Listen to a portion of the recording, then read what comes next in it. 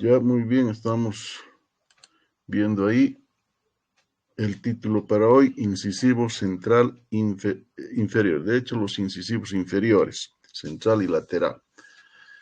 Bien, entonces, a diferencia de los superiores, de los incisivos superiores que habíamos visto en la clase anterior, estos inferiores son piezas más delgadas, más delicadas, diríamos, en su estructura, y son piezas pues sencillas, no tienen mucha complejidad como habíamos visto en los superiores, sobre todo en el central. Hay mucha diferencia entre superiores e inferiores. A esa diferencia, si recuerdan bien generalidades, habíamos llamado, ¿no?, en la nomenclatura, eso tenía un nombre de anisognato. Anisognato nos dice diferencias entre dientes homólogos, pero de arcos opuestos, o sea, entre superiores e inferiores. Así que hay cierta diferencia entre, por ejemplo, entre el incisivo central superior y el incisivo central superior e inferior, ¿no? Entre superiores e inferiores. Bien, entonces, como vemos, los incisivos inferiores son más delgados, son piezas más reducidas en volumen. Si bien en altura también son más reducidos, pero no es la pieza más pequeña en altura, pero sí en volumen, es la más delgada, la más estrecha. Este incisivo inferior, el central inferior, tiene el mismo periodo de calcificación que habíamos visto para el central superior. Empieza a los 12 meses, erupciona a los 7 y termina a los 10. Es lo mismo que el central superior. En cuanto a la erupción, esta pieza generalmente erupciona antes que el central superior, ¿no? Es decir, se adelanta al central superior. Por eso en algunos libros van a encontrar no siempre 7 años, sino en algunos hasta 6 a 6 y medio. Esto pues no es un dato preciso, ¿no? Es decir, no es regla, puede variar, puede ser antes o incluso después, pero lo más frecuente es que sea entre 6 a 7 años, ¿no? Generalmente se adelanta, ¿no? Es decir, esta pieza, el central, sale antes que este inferior sale antes que el superior, ¿no? Generalmente el primero de los dientes anteriores en erupcionar es este central inferior, luego le sigue el central superior. Pero el primero en erupcionar de los permanentes, o sea, de la dentición permanente, no es este central inferior, es el primer molar, los primeros molares. Esto se erupciona exactamente a los 6 años. Así que son los primeros generalmente en erupcionar, los primeros molares. Después recién lo hace este central inferior, ¿no? Entre los 6 y medio a 7. Bien, su medida, como ya habíamos dicho, es muy pequeña, sobre todo en volumen, en diámetros, ¿no? Si bien la altura, pues es un poquito más que, por ejemplo, que el tercer molar. El tercer molar es un poco más reducido. Tiene una altura total de 20.7 milímetros, corona de 8,8 y raíz de 11.9. Los diámetros, el diámetro mesiodistal es menor, 5.4. En cambio, el vestíbulo lingual es de 6. Eso significa que hay mayor diámetro en sentido vestíbulo lingual que en sentido mesiodistal. Eso es opuesto o contrario a los superiores. En los superiores, aquí vemos un esquema, el superior era más ancho, ¿no? En cambio, este inferior es más delgado, de que no coinciden en la oclusión, ¿no? Vean que no alcanzan la misma altura. Esto hace que esta pieza, como podemos notar a grosso modo, se vea muy delgado, como pueden notar, muy delgado por una cara libre. En cambio, por una cara proximal se ve más gruesa, más ancha, debido a que el diámetro mayor se da en sentido vestíbulo lingual. Este dato es muy importante a la hora de hacer el tallado. Al tallar estas piezas, en lo central y lateral, debemos tomar muy en cuenta el diámetro mayor, que en este caso es el vestíbulo lingual. Entonces, nuestro tallado debe salir más ancho de vestibular a lingual y más reducido mesiodistalmente. Si hacemos al revés, si nos sale más ancho el diámetro mesiodistal y este vestíbulo lingual más estrecho, se va a parecer a un superior, ¿no? Ya que en los superiores es así, más ancho mesiodistal y más estrecho vestíbulo palatino. Pero para este caso, vestíbulo lingual es mayor que mesiodistal, ¿no? Así que por eso es importante tomar en cuenta las medidas al hacer el tallado. Tiene que tener medidas adecuadas, proporciones para diferenciarse, en este caso, entre superior e inferior. ¿Qué más? Siendo la más pequeña, este central, en volumen sobre todo, ¿no? Hemos dicho que es el más delgado. Siendo más pequeña, es la más regular, así nos dice el libro. Si bien es pequeña, pero es más regular.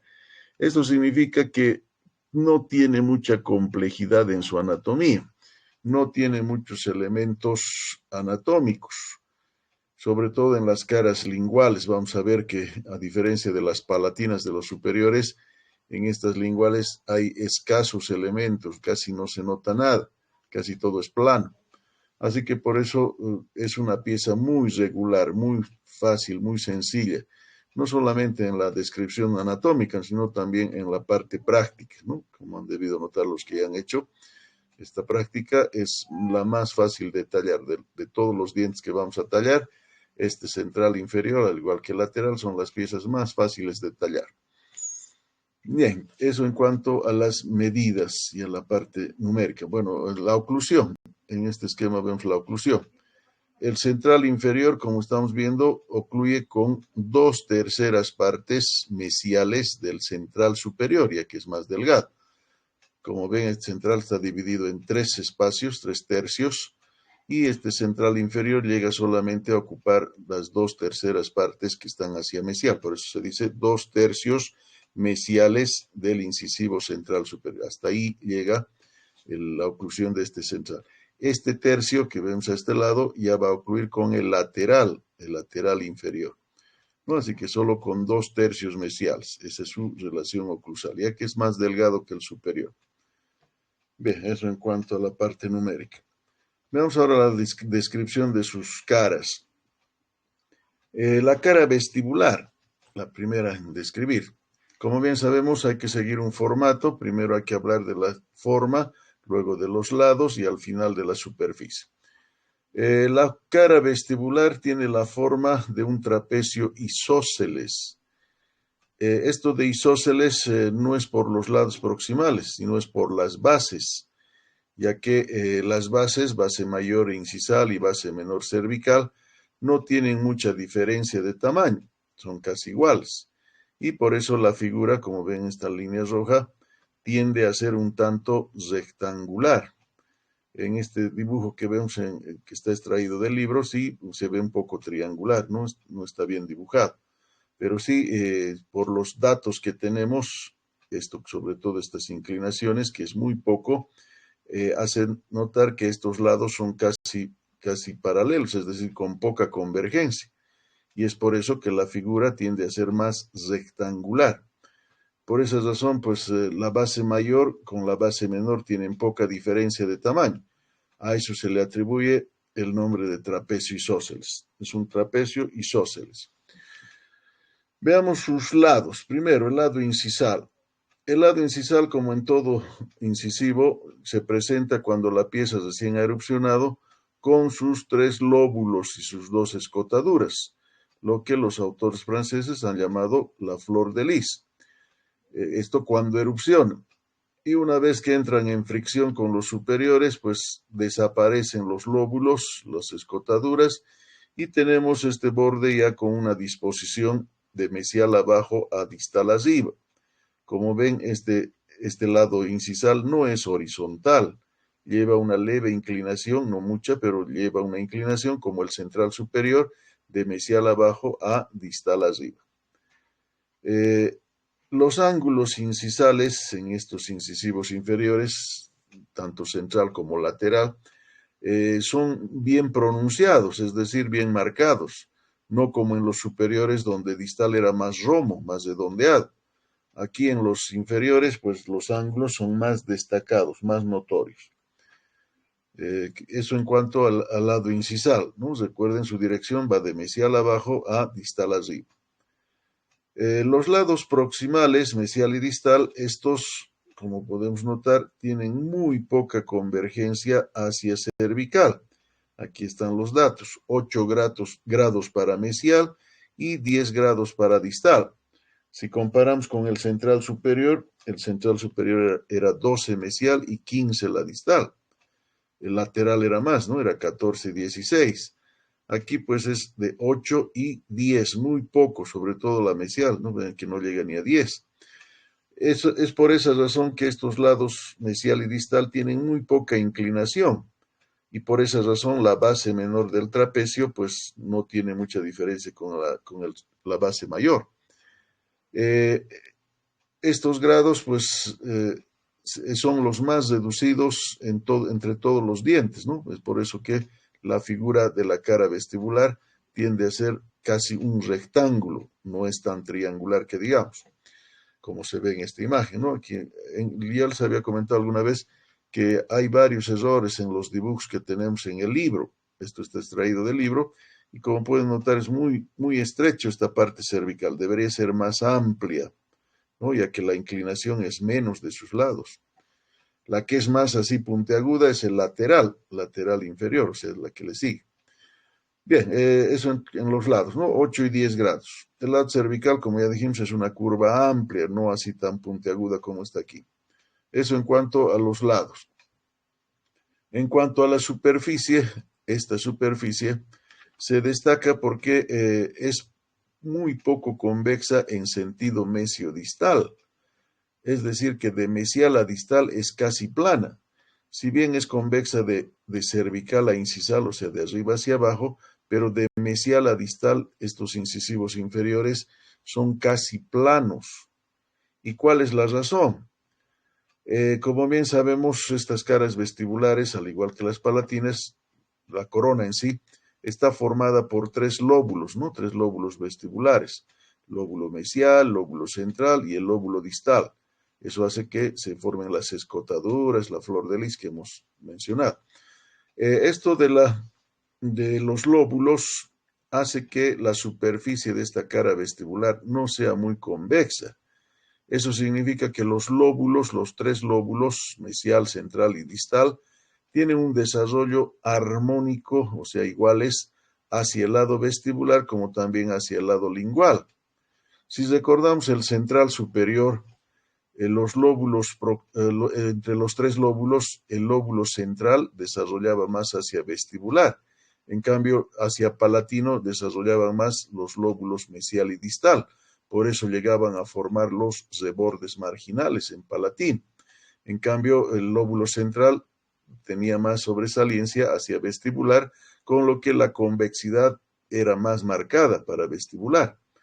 Entonces eso no se da en estos inferiores porque los tres lóbulos son iguales en sentido vestíbulo-lingual, es decir, no desarrollan uno más que el otro, ¿no? Los tres iguales. Esa es la razón por la que esta cara vestibular es casi plana, tanto por vestibular como por lingual. Sus tres lóbulos tienen el mismo o similar desarrollo.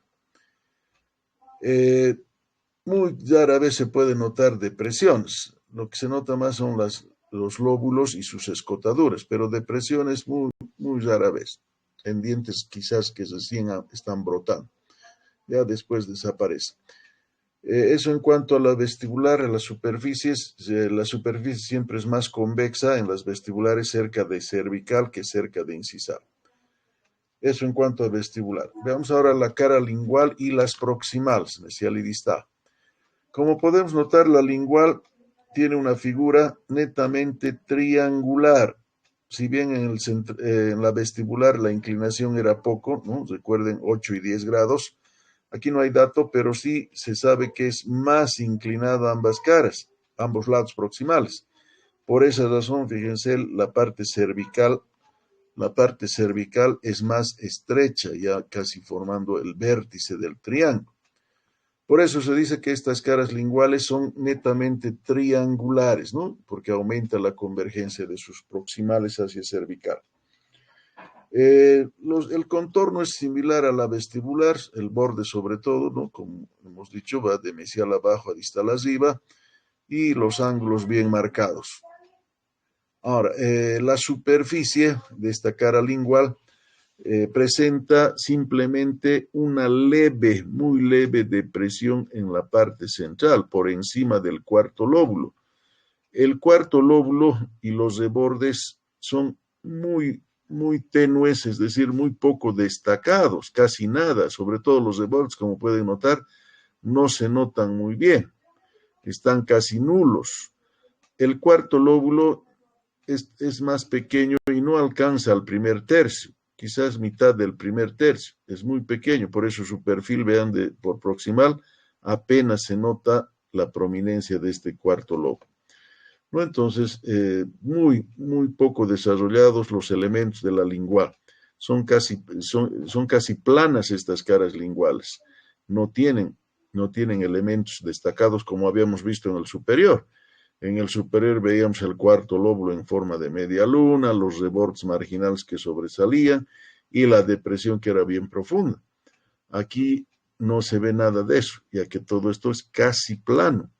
Ya habíamos dicho la razón, los tres lóbulos crecen iguales tanto hacia vestibular como hacia lingual, dándonos superficies más planas, ¿no? Los tres lóbulos determinan que sean así planas las caras libres. Ahora, si nos preguntamos por qué esa diferencia, por qué en los superiores las palatinas sí tienen rebordes, cuarto lóbulo, depresión, todo destacado, y en los inferiores pues está todo plano. Obviamente ya habíamos mencionado que los lóbulos determinan esas formas. Pero ¿por qué razón? ¿Cuál es la justificación de esto? Para respondernos esto, pues tendríamos que hablar un poco acerca de las funciones que cumplen los dientes. Ya sabemos que la función primordial, la más importante de los dientes, es la masticación. Por tanto, toda forma anatómica de los dientes tiene que ver sobre todo con la masticación. Habíamos dicho en la primera parte que la forma y la función pues van muy de mano, o sea, van estrechamente ligados. Por esa razón, pues en este caso, las caras linguales de incisivo central, lateral e incluso el canino inferior tienen poco desarrollo de sus elementos. La razón pues es que no tienen actividad masticatoria, las caras linguales. En cambio, las palatinas de los superiores, esas sí tienen actividad porque al ocluir vienen pues por delante del inferior. El superior viene por delante en la oclusión normal. Por tanto, al hacer la trituración de los alimentos, actúan pues las caras palatinas de los superiores y parte de la vestibular de los inferiores. De ahí que esta parte vestibular es la que más se gasta de los inferiores. Entonces, por esa razón es que los superiores tienen sus elementos destacados en palatino porque sirven para triturar. En cambio, estos inferiores, tanto central como lateral e incluso canino, tienen las caras linguales casi planas, casi todas rectas, ¿no? No hay rebordes, no hay actividad masticatoria en estas caras linguales, a no ser que sea una oclusión invertida o cruzada, ¿no? Donde el superior pues vaya por detrás del inferior. En ese caso, pues sí habría actividad de la lingual, pero eso no es lo normal. Lo normal es que el superior venga por delante del inferior y por eso su cara palatina entra en actividad masticatoria. ¿No? Entonces, estas caras linguales, central, lateral y canino, no tienen actividad masticatoria y por eso se presentan pues casi planas. Eso en cuanto a la lingual. Las proximales, mesial y distal, ambas tienen la forma de un triángulo isósceles. ¿Y qué le caracteriza a un triángulo isósceles? Sus dos lados iguales, o sea, de los tres que tiene, dos vienen a ser iguales, iguales en extensión, iguales en inclinación. Y esos lados vienen a ser, para el caso de las proximales, vienen a ser el lado vestibular y el lado lingual. ya que ambos lados tienen la misma convergencia, el mismo grado de convergencia. Si recordamos convergencias, cuando hablábamos de las convergencias de las libres hacia incisal, para incisivos y caninos inferiores habíamos dicho el valor de convergencia, o en este caso la oblicuidad, viene a ser igual para ambos lados, tanto para vestibular como para lingual. Esa es la razón por la que la figura geométrica viene a ser un triángulo isósceles. Por esa razón, pues en estos inferiores, incluso canino, el borde incisal, justo el borde, la parte más elevada, coincide con el eje central, es decir, la línea media de esta cara. ¿Por qué? Porque ambos lados tienen la misma inclinación, por eso el borde llega a el centro. Así que tenga muy en cuenta esto al hacer el dibujo, ¿no? Sobre todo los que van a hacer recién su resumen gráfico. He revisado algunos resúmenes gráficos donde el borde estaba hacia el palatino o hacia lingual y el triángulo estaba hacia vestibular. Es decir, tiene que coincidir el borde incisal con la línea media, justo con el centro. O sea, este borde tiene que estar equidistante entre el lado vestibular y el lado lingual. Por eso se habla de un triángulo isósceles, ¿no? Porque el borde viene justo al medio, al centro. ¿Qué más? Sus lados. El lado vestibular fuertemente convexo de cervical a incisal. Bien convexo en este sentido, pero en sentido mesiodistal habíamos dicho que son casi planas, ¿no? Por los lóbulos. Pero de cervical a incisal sí se nota la curvatura o la convexidad. Eso para vestibular. En lingual vamos a observar una concavidad bien acentuada desde incisal hasta más allá del tercio medio, ¿no? Casi llegando a la mitad del tercio cervical. Ya habíamos adelantado que el cuarto lóbulo, este cuarto lóbulo que veíamos en lingual, tiene muy poco desarrollo. Eso hace que su perfil, vean que no es muy elevado, no está bien destacado. Por eso se dice que este lado lingual es mayormente cóncavo y una ligera convexidad en el tercio cervical por el cuarto lóbulo.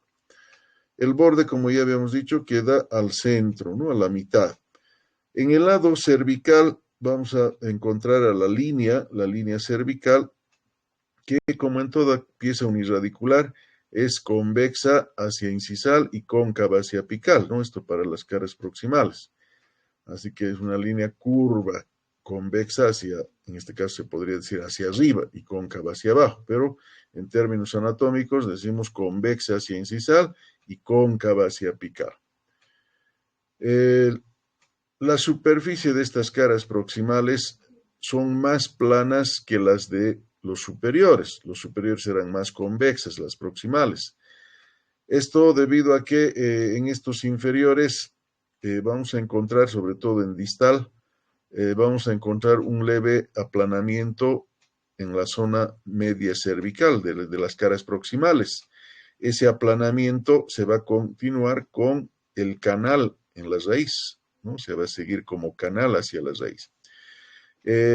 Si hablamos de aplanamiento, pues estamos hablando de una zona que no es ni convexa ni cóncava, ¿no? Es más plana, ¿no? Así que esta parte de la superficie, la parte cervical, es más plana, presenta un aplanamiento.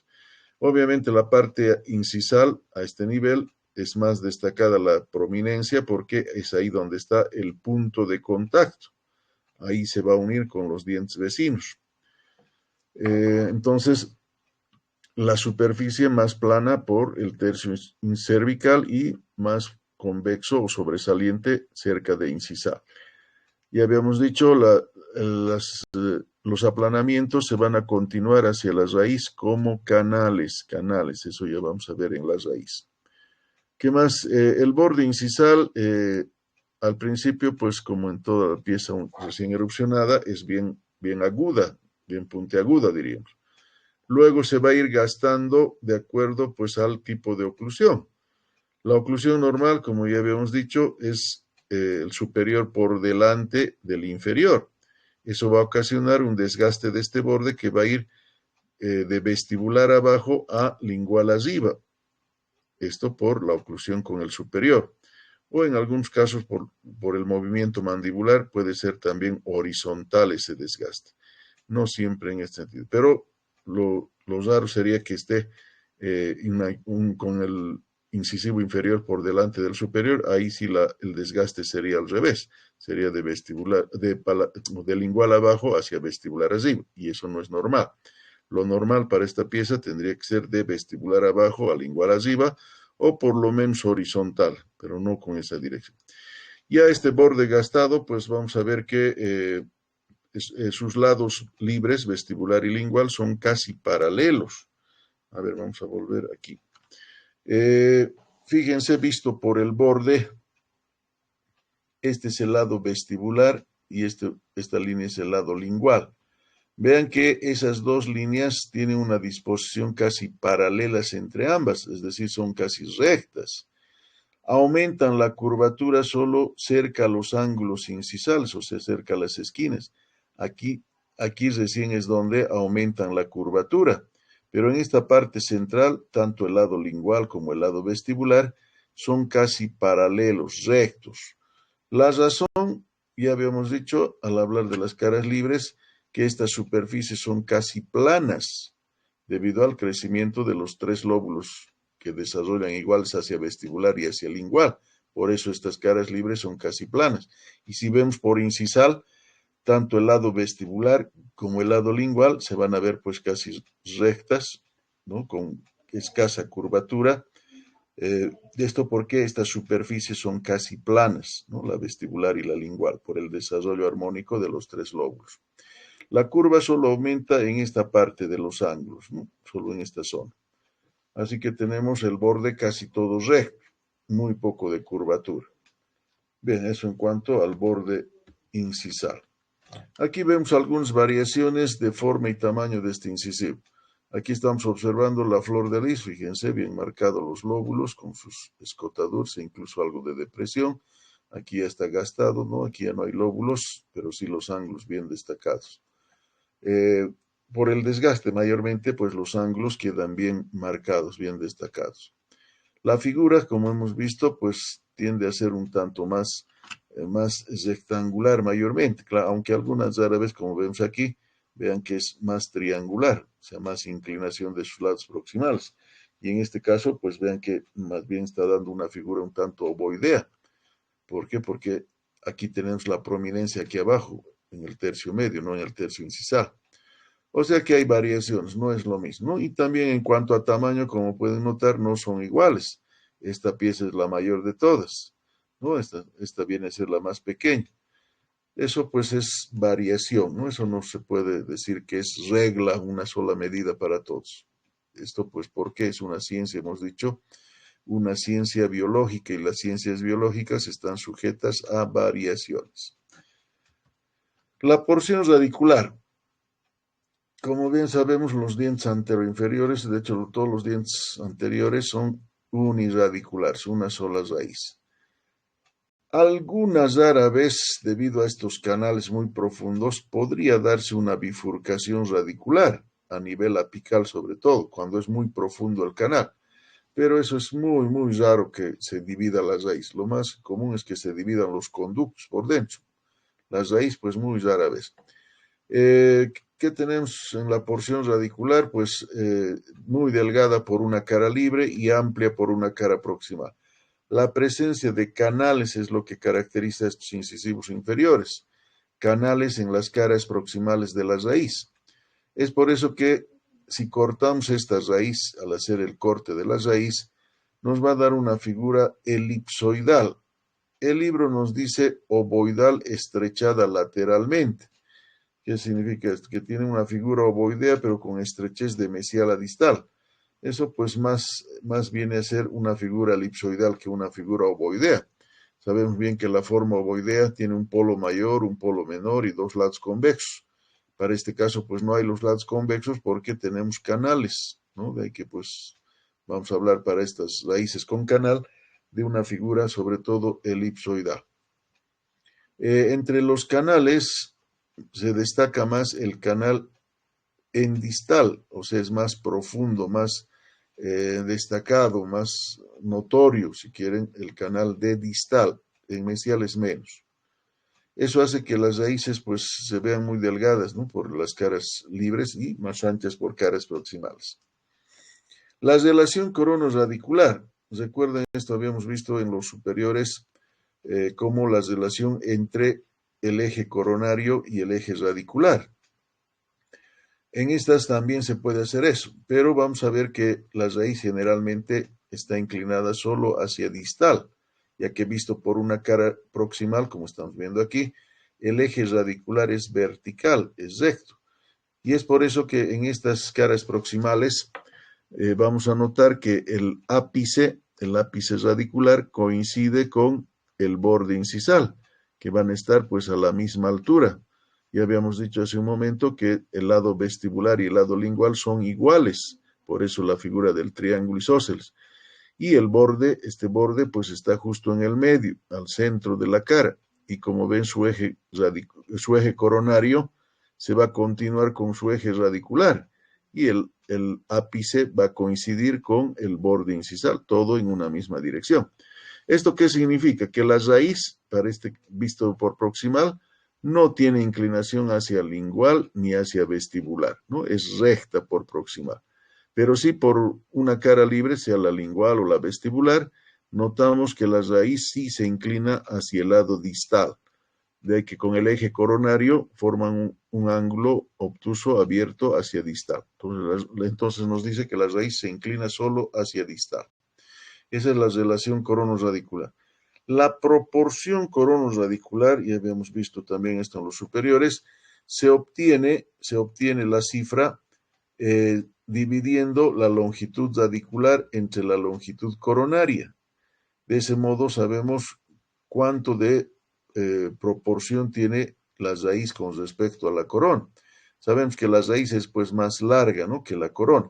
Por tanto, esto de la proporción corono-radicular nos dice cuántas veces puede entrar la corona en la raíz. Y para eso pues dividimos, ¿no?, entre la raíz y la corona. Para esta pieza nos sale un resultado de 1 a 1.35. ¿Qué significa eso? Que entra una corona de un central, o sea, de otra pieza, está una corona, la longitud de una corona, y 0.35 de una segunda corona, ¿no? O sea que un poco más de la cuarta parte. Eso nos dice que esta raíz llega a contener la longitud de una corona y 38 veces de una segunda corona. Entonces esa es la relación, la proporción corono-radicular de 1 a 1.35 para este central, 35. Bien, esa es la proporción. Ahora veamos la configuración interna, cómo es por dentro esta pieza. Presenta pues mayormente un solo conducto en la parte radicular. La cámara, pues muy similar al principio, muy similar a la corona, ¿no? Toda la figura se reproduce por dentro. La cámara va a presentar, como siempre, como al principio, como en toda pieza al principio, presenta los cuernos pulpares con la dentina adventicia. Estos cuernos van a ir desapareciendo con la dentina secundaria y por eso aquí ya no se notan los cuernos. Esto en el borde incisal de la cámara. Las paredes, como ya sabemos, nos reproducen en forma invertida las curvaturas. Si es cóncavo hacia afuera, hacia la cámara va a ser convexo. Y lo que es convexo hacia la cámara va a ser cóncavo, ¿no? Así que las cuatro paredes presentan curvas opuestas a las caras que tenemos por fuera. La parte radicular, donde encontramos los conductos, también mayormente es uniradicular, ¿no? Lo más frecuente es que tenga un solo conducto, ¿no?, ya que tiene una sola raíz. Pero algunas veces puede darse lo que llamamos el adosamiento parietal, lo que puede dar lugar a la división de un conducto único en dos conductos. Esto pues ocurre ya con el paso de los años, no es desde el principio, dándose el adosamiento parietal. Esto de la división de conductos, como estamos viendo aquí, según estos autores, pues puede darse en diferentes porcentajes. Hess nos habla de un 37.6, Okumura 11.1, Keller 33, Barrett 28. Estas cifras, pues como ven, son diferentes, no es lo mismo para cada autor. Promedio de esto más o menos es lo que nos propone Figún y Garino, y eso ya habíamos visto también en generalidades. Nos dice que los incisivos inferiores, central y lateral, pueden tener dos conductos, o sea, conducto dividido, en un 22%, 22%, que es más o menos el promedio de todo esto. Eso se da, pues, esa división de conductos se da por esto que llamamos el adosamiento parietal. Significa que las paredes del conducto se llegan a unir. Adosamiento significa unirse, pegarse. Este esquema nos explica un poco cómo se da esa situación, ¿no? Vean que aquí tenemos un diente joven que está cortado, hemos cortado a nivel radicular y estamos viendo así la raíz cortada. Como pueden notar, a ambos lados tenemos estas concavidades que se representan al perfil de los canales radiculares. Esa zona es más estrecha, ¿no? Vean que la parte vestibular es más amplia que la lingual, pero en la zona proximal tenemos estas concavidades que representan a los canales. Por esa concavidad, vean, el conducto adopta esta figura, ¿no? Que al principio parece pues la figura de un 8 o un maní, más o menos, ¿no? Luego se va a ir dando con el paso de los años la formación de dentina, primero la adventicia y luego la dentina secundaria. Y vean que en este segundo dibujo tenemos ya mayor estrechez del conducto, pero esa estrechez está más marcada en esta zona central, debido a la presencia de los canales. Los canales hacen que hacia adentro pues se vaya formando la dentina más en esa zona central. Tanto así que luego, cuando ya se formó la dentina secundaria, se llega a dividir a dos conductos. De un conducto único llega a dividir en dos. Y es por eso que en dientes viejos podemos ya encontrar dos conductos en su interior, ¿no? En el interior de la raíz. Esto de los dos conductos, pues se debe tomar muy en cuenta en esta pieza al realizar pues los tratamientos de conducto, ya que no se llega a ver pues en una radiografía. Tenemos que buscar pues al tacto con el instrumento la presencia de uno o dos conductos. No se ve en la radiografía, les decía, porque la radiografía la tomamos por vestibular. Vemos esta imagen vestibular. Y como si hay dos conductos, pues la vestibular va a tapar a la lingual. No se va a ver la lingual. A ver ese micrófono, apague ese micrófono, alguien lo ha prendido. ¿No? Así que visto por vestibular no se llega a apreciar los dos conductos. Si la radiografía fuese así por proximal, ahí sí pues veríamos los dos conductos, pero eso no se puede dar, ¿no? O sea, no se puede sacar radiografía así en visión proximal, solo en visión vestibular. Entonces, por eso es que no llegamos a ver si hay dos conductos.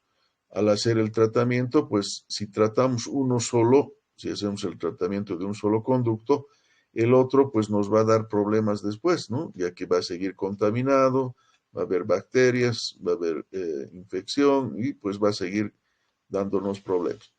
Así que esta división de conducto puede darse, como hemos visto en generalidades de conductos, puede darse pues una división completa o una división incompleta, como en este caso, vean que vuelve a unirse aquí en el ápice y sale un solo foramen.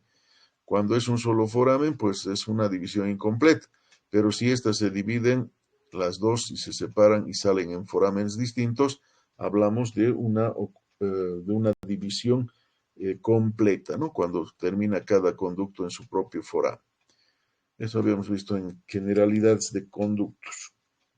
Bien, entonces no está descartada la presencia de dos conductos, pero como ven no es muy frecuente, 22% habíamos quedado, ¿no? 22% puede presentar dos conductos, de modo que un 78% pues tendrían un solo conducto, como estamos viendo aquí, un solo conducto, más frecuente.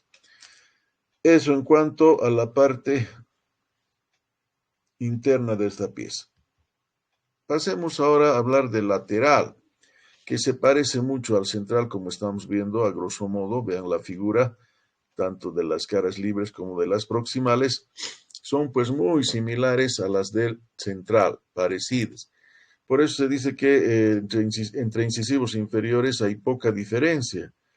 Esa poca diferencia la vamos a encontrar sobre todo en la forma de la vestibular y también pues en la depresión un poco más acentuada en la cara lingual, y el tamaño, ¿no?, que va a ser más grande el lateral que el central.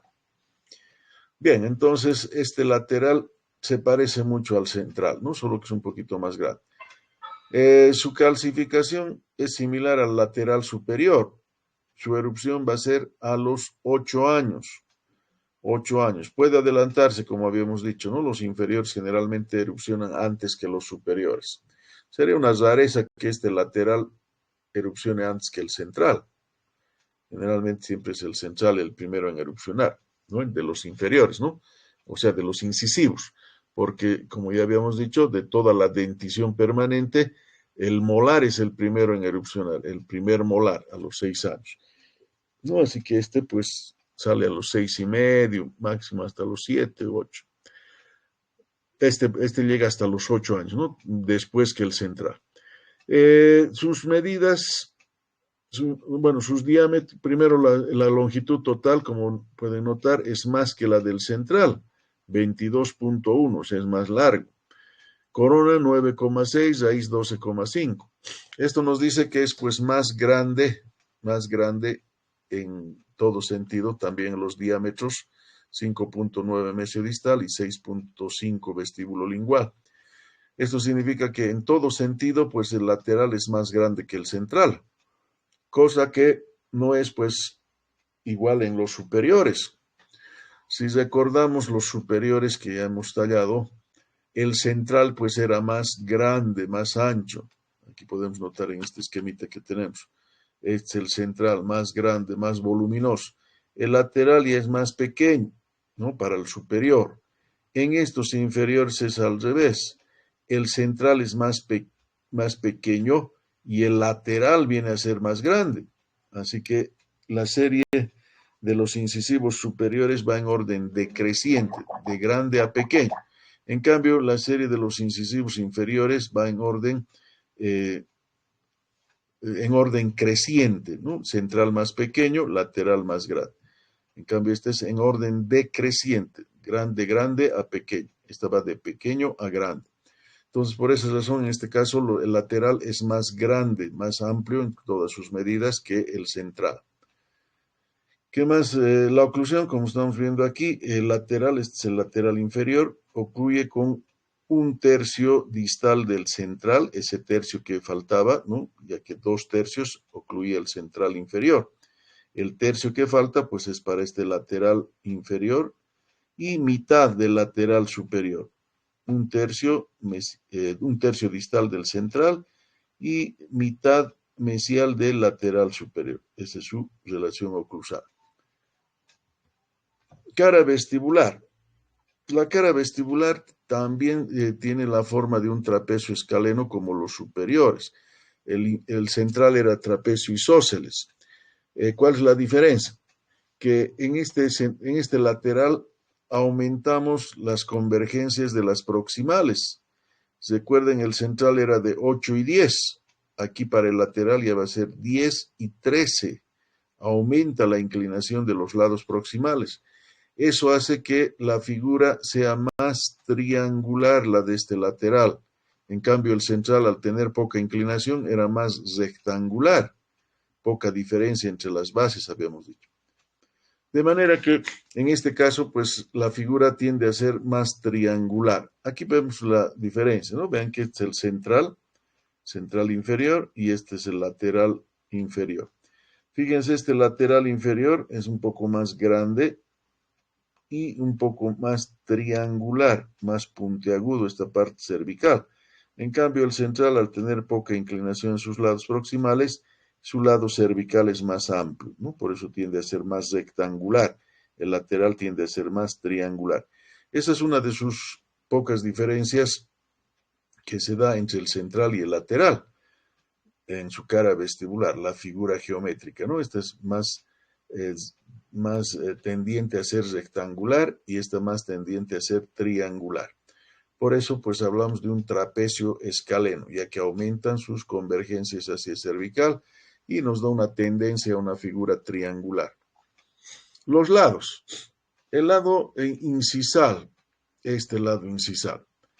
Al igual que los otros incisivos, presenta al principio las lobulaciones, lo que hemos llamado la flor de lis.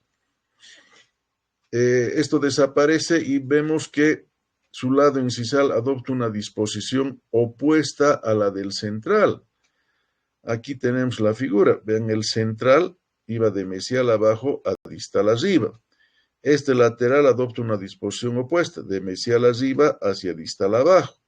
Así que la disposición o la inclinación del lado incisal es de mesial arriba hacia distal abajo. Eso significa que este ángulo distal está un poco más abajo y mesial más arriba.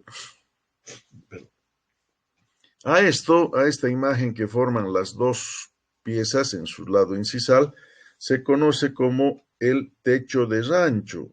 El techo de rancho. A esto los autores llaman la imagen del techo de rancho. Por tanto, ¿qué será el techo de rancho? Simplemente es la imagen que forman los lados incisales del central y lateral inferior, ya que el central va de mesial abajo a distal arriba y el lateral va de mesial arriba hacia distal abajo. A eso llaman techo de rancho, ¿no? Esto por la disposición opuesta, más o menos similar a las casas que tienen pues el techo con caída a ambos lados, ¿no? Lo que los arquitectos llaman de dos aguas llaman, ¿no? O sea, caída a ambos lados. En cambio, de una sola agua, pues sería un solo lado, un techo con una sola caída. Pero a esto llaman en la imagen del techo de rancho, ¿no? Entonces, techo de rancho forman el central y el lateral en sus lados incisales. Es la imagen que observamos. Esto, pues, ya desde la finalización de las lobulaciones, es decir, los lóbulos desgastados, ¿no? Está desde un principio casi. ¿Qué más? Aquí podemos observar en este pequeño esquema que el lado incisal, tanto del central como del lateral que estamos viendo ahora, sufren un desgaste ocasionado por el central superior. Obviamente esto con el paso de los años, no es de la noche a la mañana. Eso va a ocasionar que el techo de rancho que ya teníamos desde el principio, el techo pues recorra hacia el lateral, pero simplemente la formación de dos vertientes que se va a dar para este lateral. Este dibujo nos explica eso. Vean que el central, este central inferior, tiene su disposición de mesial abajo a distal arriba, como hemos visto aquí. En cambio, el lateral va de mesial arriba a distal abajo. A eso hemos llamado el techo de rancho. Vean el desgaste que va a ocasionar el central, es toda esta zona que está rayada. Al llegar a perderse toda esta zona, el central va a seguir teniendo la misma disposición de mesial abajo a distal arriba, pero el lateral va a tener una disposición en este ángulo, pues opuesta a la del otro lado, es decir, se va a gastar solo esta esquina, no se va a gastar todo el borde, ya que la oclusión del central llega solamente hasta la mitad de este lateral. ¿Por qué no se gasta este otro lado?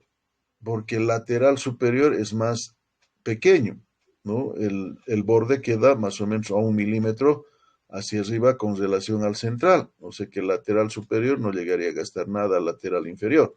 Es el central superior el que gasta solo esta esquina del lateral.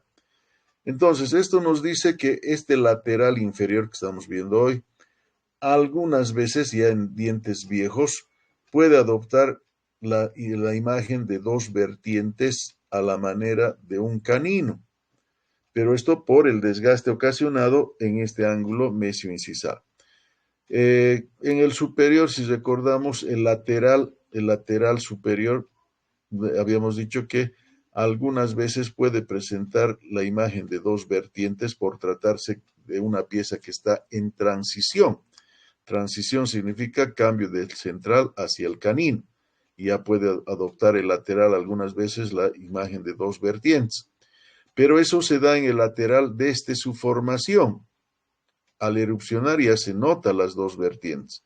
En cambio, en este lateral inferior, este adquiere, con el desgaste que ocasiona el central, adquiere recién las dos vertientes cuando el diente ya está atricionado, cuando ya está viejo. Cuando está joven, o sea, todavía no hay desgaste, pues se observa el techo de rancho, ¿no? Chocan los dos ángulos incisales aquí. Pero cuando ya ocasiona el desgaste el central, pues tenemos esta imagen de dos vertientes a la manera de un canino para este lateral. Eso pues puede dar. A ver ese micrófono, por favor. ¿Quién está prendiendo su micrófono? Apague. Bien, entonces eso ocasiona el central superior al realizar el desgaste tanto en el central como en el lateral. El lateral se gasta solo esta esquina, en cambio el central todo el borde incisal. Al tener estos lados proximales más convergencia, habíamos dicho para mesial 10 y para distal 13, al ser más inclinados, estos ángulos incisales, mesioincisal y distoincisal, son más marcados, más destacados, incluso más que los del central. Así que estos ángulos vienen a ser bien puntiagudos, bien filosos, si quieren.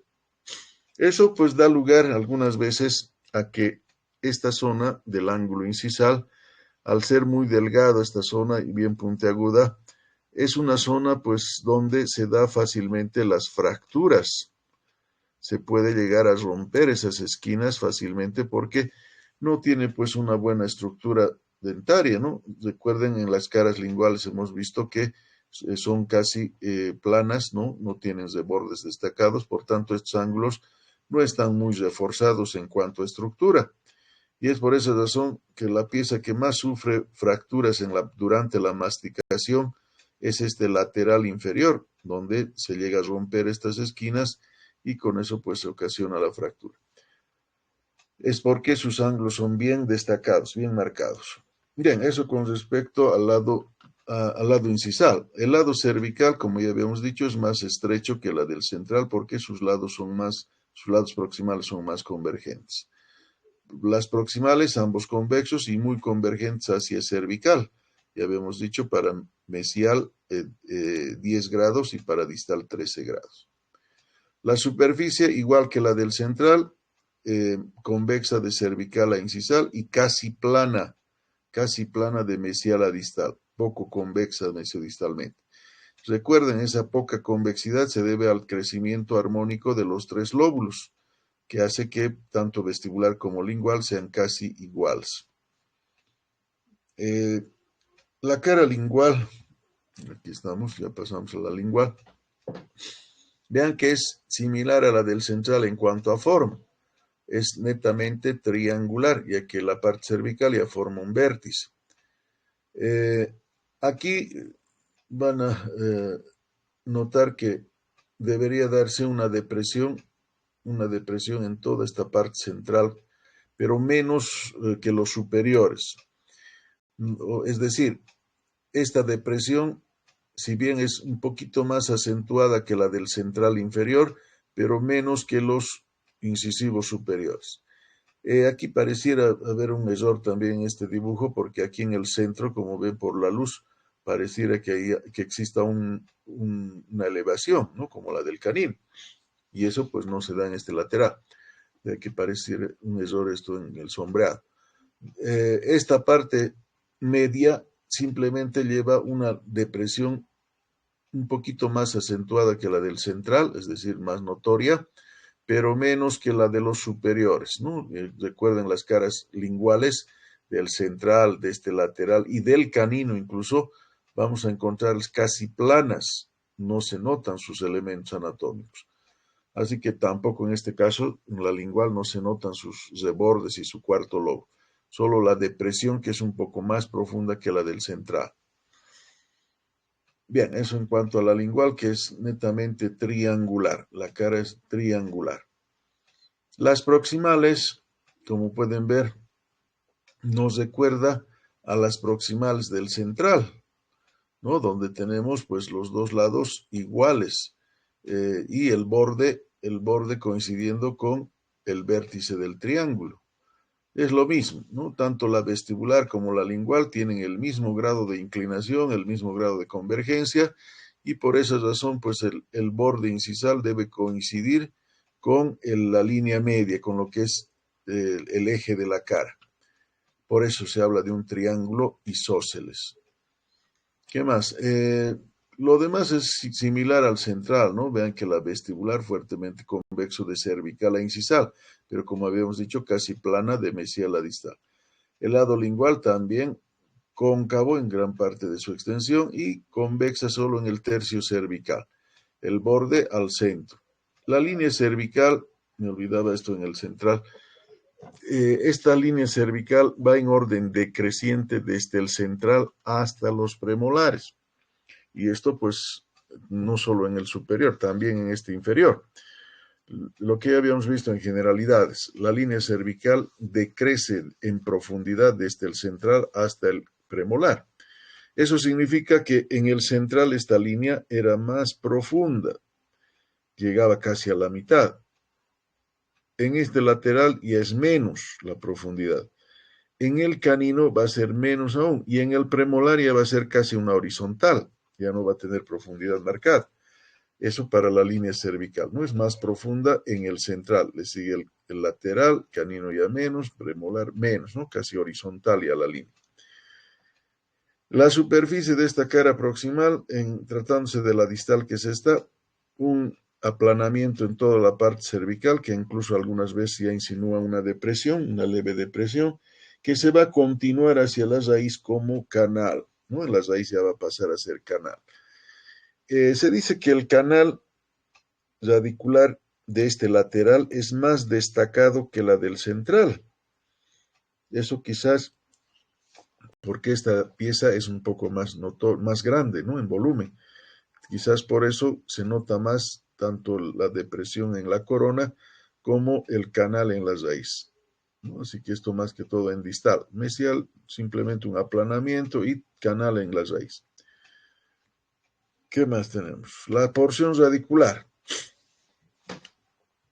La cara, igual que en el central, las caras libres tienen su raíz inclinada hacia el lado distal. Esto porque hemos visto que las raíces en todas las piezas generalmente, aunque no es regla, pero generalmente están inclinadas hacia distal. Esto ya habíamos hablado de las teorías, ¿no? Y una de ellas que era la más acertada, la más creíble, era la de la irrigación sanguínea, ¿no? Que venía pues la arteria del lado distal y por eso la raíz seguía esa dirección e inclinándose hacia ese lado. Entonces, la inclinación de la raíz de este lateral, al igual que del central, solo se da hacia distal. Visto por proximal, igual que en el central, el eje coronario coincide con el eje radicular. Eso significa que este ápice radicular, coincide con el borde incisal. Deben estar a la misma altura. Ese detalle hay que tomar en cuenta para el tallado, que debemos ubicar el borde de esta pieza a la misma altura que el ápice radicular. A eso llamamos relación corono-radicular. Vean, aquí no hay ángulo, eso nos dice que es todo recto. La raíz es recta, mayormente visto por proximal. Esto pues nos dice que estos inferiores solo se inclinan hacia distal, no hacia lingual ni vestibular. En los superiores sí había una inclinación de la raíz hacia palatino, pero en estos inferiores son rectas las raíces. A eso llamamos relación corono-radicular. La proporción corono-radicular, como bien sabemos, es la relación de tamaño entre la longitud de la raíz y la longitud de la corona. Y por eso se obtiene, habíamos dicho, dividiendo la longitud radicular entre la longitud coronaria. Para esta pieza, la proporción corono-radicular es de 1 a 1.30.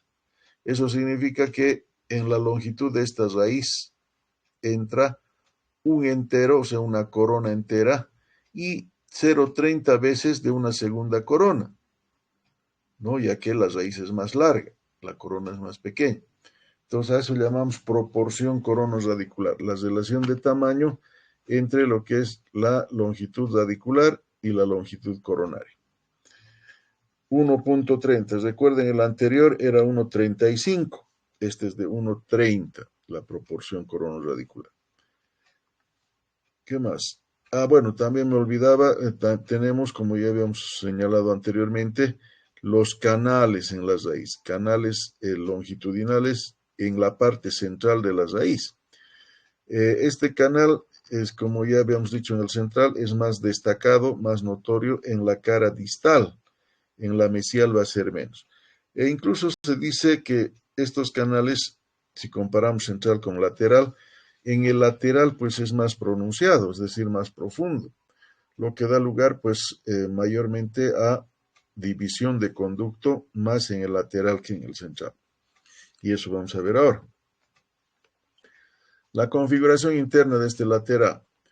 La corona, como ya sabemos, tiene en la parte interna, al principio, la cámara tiene los cuernos pulpares, ¿no? Cuando se forma la dentina adventicia, en los 3 primeros años. Los cuernos están orientados hacia los vértices, ¿no? Hacia las esquinas que forman incisal y proximales. La cámara se continúa, pues, generalmente con un solo conducto. Raras veces, habíamos dicho 22% para los dos incisivos inferiores, 22% puede haber la presencia de piso para esta cámara. Si la división, como estamos viendo aquí, si la división comienza en el tercio cervical de la raíz, eso significa que va a haber piso para esta cámara. Pero si esta división está en el tercio medio y peor si está en el tercio apical, la cámara no se va a extender hasta ahí, la cámara solo es hasta el tercio cervical. Así que ahí no va a haber techo, o no va a haber piso, solamente es un conducto dividido nada más. Pero si vemos esta separación de este cervical, ahí sí hablamos de la presencia de un piso para esa cámara. Como ya habíamos señalado en generalidades, los conductos también pues van sufriendo estrechez con el paso de los años, ¿no? Como en este caso, vean, esta zona está sumamente estrecho, el conducto, a lo que algunos autores también llaman constricción, o sea, constricción del conducto. O puede haber, como en este caso, un diente joven, porque tanto la cámara como conducto son amplios. Puede haber esta situación algunas veces en el interior de los conductos, donde hay un ensanchamiento. A esto los autores llaman embolsamiento de conducto, o sea, una parte que está muy gruesa, muy ancha. Lo contrario de esto será pues esto, que es la constricción o estrechez de conducto, ¿no? Aquí el conducto pues apenas se llega a abordar. En cambio, este conducto amplio que tiene el embolsamiento, fácil de tratar porque es amplio el conducto. Lo de la división hace que en esta pieza también pues se dé la bifurcación de conducto, ¿no? Y por eso habíamos dicho, si es de este cervical, la presencia de piso, pero no de techo, porque no hay cara oclusal, solo paredes en la cámara. Así que puede haber, pues, dos conductos en el interior de esta raíz única. Algunas rara vez se ha visto que al ser muy profundo el canal, no solamente llega a dividir a los conductos, sino también a la raíz. Y alguna vez se ha visto la presencia de dos raíces, una por vestibular y otra por lingual. Eso pues porque tenemos pues eh, la raíz, pues tenemos eh, la separación o la división de su conducto por el adosamiento parietal. Los canales pues llegan a ocasionar la división no solo de conductos, sino también de raíz. Pero eso es raro, ¿no? Raíz pues se llega a dividir rara vez. Más frecuente sería la división de conducto, como estamos viendo aquí. Una sola raíz, pero dos conductos en su interior. Esto ocasiona, pues, que ya habíamos dicho que se fracase muchas veces con lo que viene a ser las endodonsis, ¿no? Ven, esta flecha nos indica el abordaje, por dónde tenemos que entrar. Tenemos que perforar ahí, llegar a la cámara y luego, pues, tratar los dos conductos, no uno solo. Como no se ve el conducto que está por lingual, ¿no? A veces tratamos solo el vestibular y se queda el lingual dándonos un fracaso en la endodoncia. Bien, entonces así es como se da en esta pieza, puede darse la presencia de dos conductos, ¿no? Nos quedamos con el 22%. ¿no? Así que 22% puede haber dos conductos. Por tanto, en ese 22% puede haber piso, pero siempre y cuando la división esté a nivel del tercio cervical. Bien, eso en cuanto al lateral. La próxima abordamos el tema de los caninos, superior e inferior. Ya vamos a empezar en el tallado también con esta pieza. Bien, hasta ahí la teoría de hoy. Vamos a nuestra reunión. Veamos dónde estamos. Aquí.